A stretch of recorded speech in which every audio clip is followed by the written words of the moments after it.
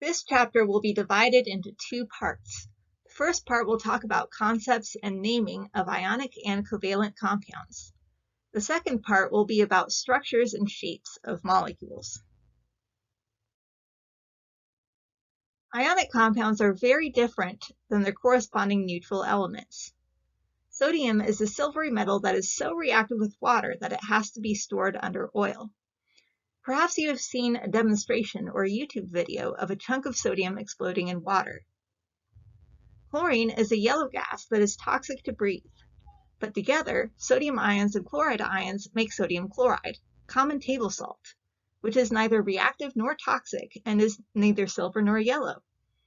This is one reason I will grade very harshly if you leave the charge off of ions.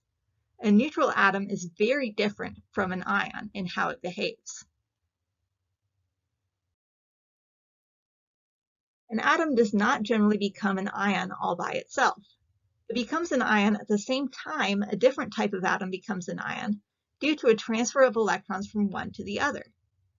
In this example, sodium loses an electron to make a +1 ion, and chlorine gains an electron to become a -1 ion. But they are not doing it independently. The electron that gets lost from sodium gets added to chlorine.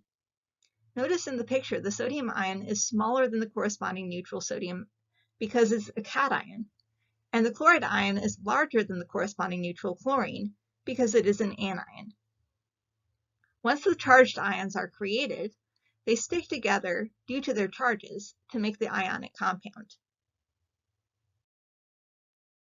The oppositely charged ions are held together with electrostatic attraction. Since each ion is a sphere of charge pointing in all directions, that charge wants to be, in a sense, neutralized in all directions. Therefore, each positive ion is surrounded by several negative ions, and each negative ion is surrounded by several positive ions, forming the three-dimensional lattice structure of the ionic compound. The chemical formula for the ionic compound only tells us the ratio of each type of atom to each other.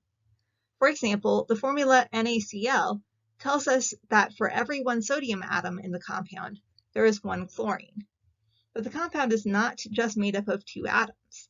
It is made up of many, many atoms. It just has a 1-to-1 ratio.